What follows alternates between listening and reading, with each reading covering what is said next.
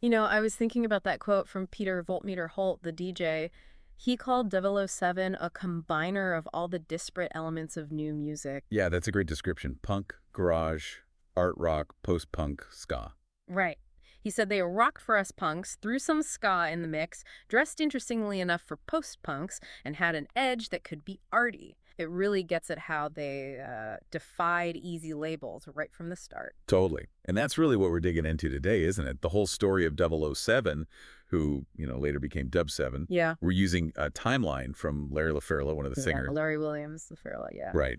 Him, and a set list from a big 1982 show, plus a retrospective piece. But the goal isn't just like dates and facts. No, exactly. It's about getting the feel of it. What was it like being in that band during those different times? We want to trace that whole lived experience. That lived arc, yeah. Yeah. From that first burst of energy getting to open for the Clash, which is just wild. Incredible. Yeah. With the changes, the name switched to Dub7, the different sound, and then, how it eventually sort of faded and then got rediscovered later. Yeah, it's really a story about that youthful drive, hitting the real world, the music business, internal stuff, all the things that shape where a band ends up. So let's start at the beginning. You've got Steve Harrell on guitar, D-Rail on bass, Gary Miles drumming, and Larry LaFerla singing. And it's interesting how they came together, musically speaking. D-Rail apparently was like punk incarnate before. Steve was apparently one of those guitarists who could just play anything. Those guys are invaluable. Punk, mod, ska, rocksteady, rock, dub, Yeah. all in there. Yeah, that combiner thing again. The retrospective piece nailed it. They could satisfy the punks, bring in ska, look cool for the post-punks, and have that arty vibe. They weren't easy to pigeonhole. And they made noise fast, formed mid-1980, and pretty soon they were a buzz band in Boston. Seriously, they had this live recording of Betcha by Golly Wow from The Rat. The Rathskeller, legendary spot. And it actually got played quite a bit on college radio, WMBR, WZBC. That's quick progress for a brand new band. Definitely. Their first actual gig was, late 1980, opening for Ken Highland at Boston College. Yeah. And then they became regulars down at the Underground. There's even a recording from there, December 21st, 1980. So they were really cutting their teeth, playing live constantly. And by 81, the timeline says they were a formidable live act, really blending those styles smoothly. Their shows got more sophisticated too, right? With dub mixing and lights. Uh-huh. They were pulling from all over punk, R&B, 60s pop melodies, dub textures. People saw parallels with the British two-tone bands, like the Specials or the Beat. Speaking of the Specials. Ah, yeah, the big one. August 27, 1981. 007 opens for the Specials at the Bradford Ballroom in Boston. And this wasn't just any gig. No way. It turned out to be the very night the Specials' classic lineup basically broke up. Like, that night. Wow, imagine being the opening band for that. The vibe must have been intense. Totally. Excitement for 007, but maybe this weird, heavy feeling in the air for the Specials and their fans. It definitely puts 007 right in the middle of a pretty significant moment, historically speaking. Absolutely unforgettable. Okay, so that leads into 1982. Sounds like they were leveling up. That was the plan. Really pushing for more professional recognition, getting their name out there more widely. And Steve Barry's dub production became really central. Yeah, he was basically like a member of the band at that point. His sound was so key, and their song, No Longer Functional, was getting solid college radio play. That helps build momentum. Then Julie Farman comes in as manager. That's often a turning point. It was huge. She knew they needed better demos, proper photos, the stuff you need to get noticed by labels, bigger venues. The tools of the trade. Exactly. And she pushed for way more gigs. Plus, her being the main booker for The Rat. Oh, that's a major connection in Boston. Huge advantage. Got them lots of stage time at a really important club. And it was actually that groundwork, a demo from Steve Barry, a good band photo that led directly to, well, the biggest opportunity yet. Okay, here it comes. The Clash connection. How on earth did that happen? It's kind of amazing. That demo tape, the photo, somehow ended up with Cosmo Vinyl, the Clash's manager. Just like that. Just like that. And based on the sound, he apparently liked their funk and the fact they were a mixed-race band, which fit with the Clash's vibe. He picked them to open on the Combat Rock Tour. That's insane. A demo and a photo shows you how unpredictable things can be.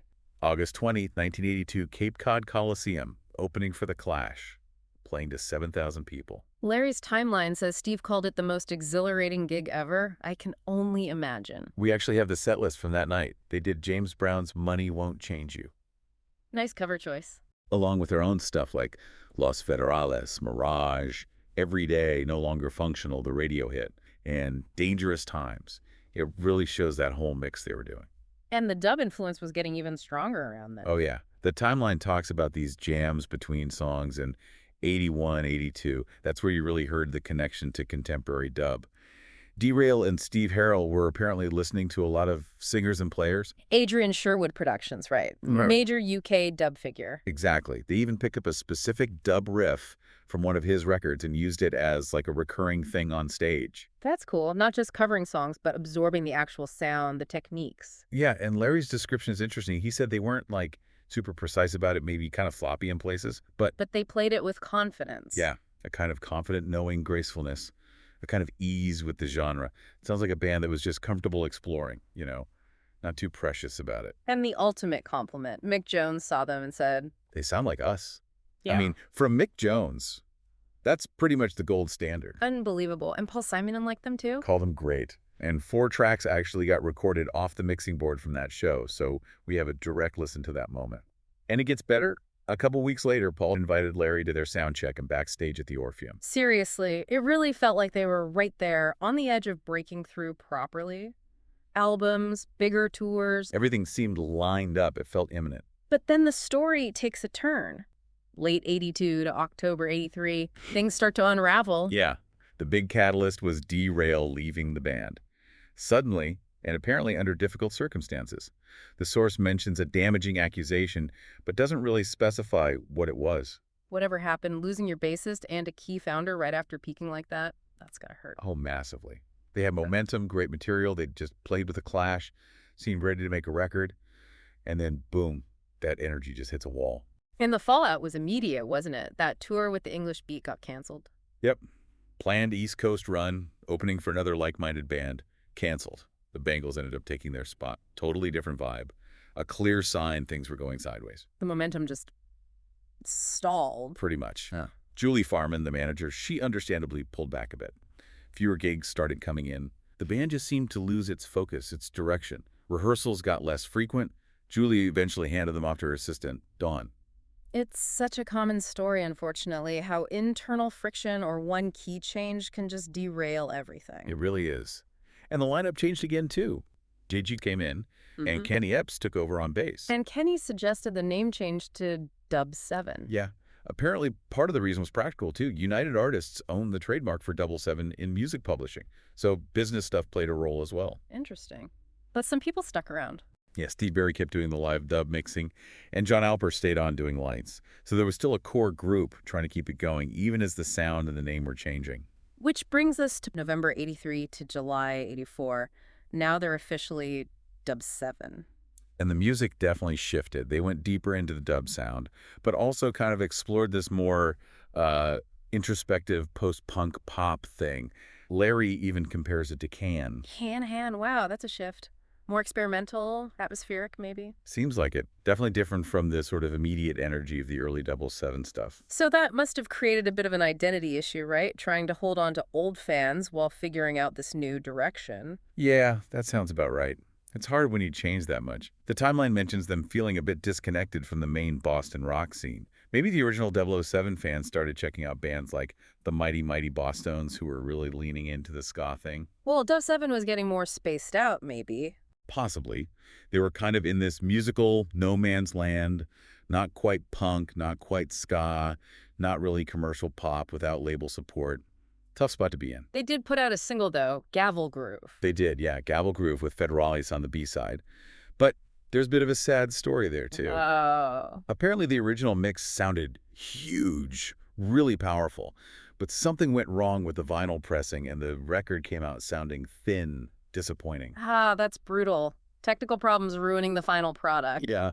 Ironically, it got some play on WBCN, the big rock station, and supposedly sounded better on the radio because the compression kind of beefed it up. Small consolation, I guess. They had a residency at Storyville, too. And Storyville's interesting because Dub7 kind of bookended its rock era. They played near the beginning in 82 and near the end in 84. Lots of cool bands played there in between. But the single, even with radio play, didn't really lead anywhere. Seems not. Without a clear follow-up, a strong brand identity, they just couldn't capitalize. That phrase, life's in dub, the song title, it really does feel like a metaphor for that time, right? Immersed in the sound, but maybe losing direction overall. They did do the live show on radio in early summer '84, though. From August 84 to maybe late 86? The sources get vaguer here. Yeah, which probably just reflects the reality. Less activity, less direction.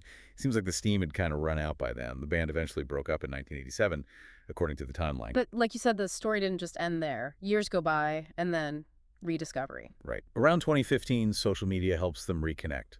Former members start talking again. And the idea comes up to, what, preserve the legacy. Exactly. Create an online archive, release some of those old live recordings from the early '80s. People wanted to actually piece together the history, remember how it all went down. Which led to that digital release in 2016, live in Boston and South Yarmouth, 1980, 1981, 1982. Yeah, featuring those key shows, opening for the Specials, opening for the Clash. They knew the sound quality wasn't, pristine studio stuff. Sure, it's old live recordings. Right.